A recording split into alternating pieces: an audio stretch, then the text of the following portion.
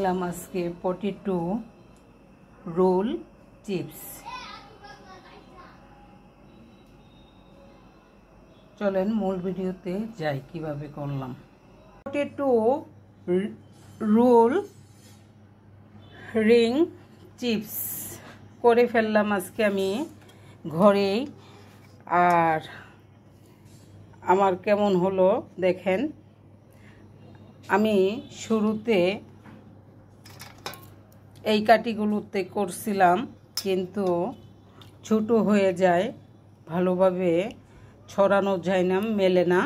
তারপর কি করলাম, ঘরোয়া পদ্ধতিতে একটা জাটার শলা নিলাম। শলা নেওয়ার পর বড় হয়ে গেল। আর আমি আপনাদেরকে দেখাই মেশিন ছাড়াই, আলু পোলার মেশিন দিয়ে আমি করে নেব।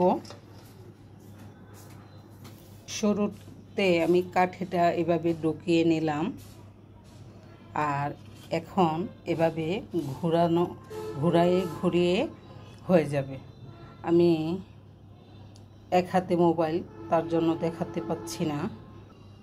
আরেকটা ঘোরাতে এভাবে চলে আসলো, করে নিলাম আরেকটা। এটা এখন আমি ছড়িয়ে নেব।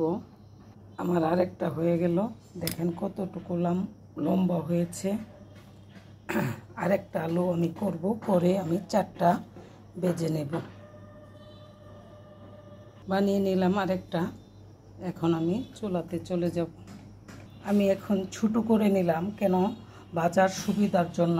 আমার পাইপেনটা এত বড় না, কিন্তু আমারটা আপনাদেরকে দেখাইছি কতটুকু বড় হয়েছিল।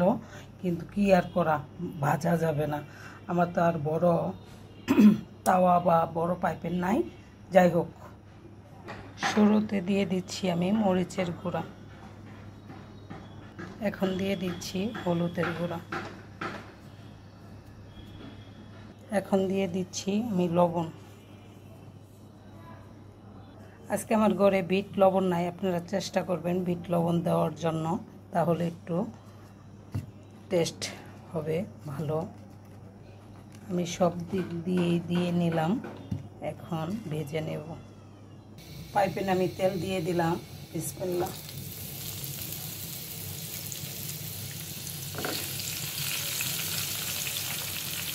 আমি আপনাদেরকে বলছি না যে আমার পাইপেনটা এত বড় না। আমি যদি কাঠিটা আরও বড় রাখতাম তাহলে আমি বাঁচতে পারলাম না, বাঁচতে কষ্ট হতো, আর বাজার গেল না হলে। তার জন্য আমি এখন চিপা করে দিছি। যদি বড় পাইপেন থাকতো অনেক বড়োভাবে বাঁচতে পারতাম। যাই হোক, আমার পটেটো রোল চিপসগুলো আমি খুবই কষ্ট হচ্ছে, কেন অনেক ভালোভাবে মেলানো গেছিল, লম্বা হয়েছিল, কিন্তু আমার পাইপেনটা ছোটোর জন্য আমি ছোটো করে বাঁচতে হচ্ছে। মনটা খারাপ হয়ে গেছে, কী আর করা। আমি একটাই বোকামি করছি, চারটে একসাথে দেওয়ার জন্য, দেওয়াতে ভুল করছি। আচ্ছা যাই হোক, এখন তুলে নিলেও আলুটা দরকষা হয়ে যাবে, কী আর করা। হয়ে গেল পটেটো রোল চিপস। এখন আমি সস দিয়ে দিচ্ছি উপর দিয়ে।